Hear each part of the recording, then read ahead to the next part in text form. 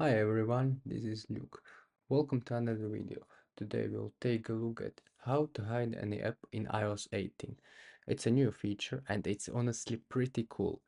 The only thing we need to do is choose the app we want to hide. For example, I choose Trello. I hold my finger on the icon and the menu pops up.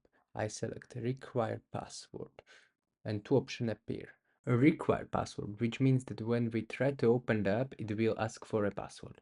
Then second option, which I'll try now, is hide and require password.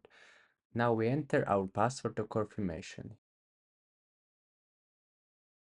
You can see that the app has disappeared from the home screen. Move to the hidden folder. That folder is located all the way to the right at the bottom of the last slide. Click on it and enter your password.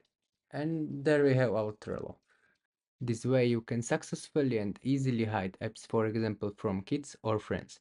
And that's it. If this tutorial helped you, don't forget to leave me a like and subscribe.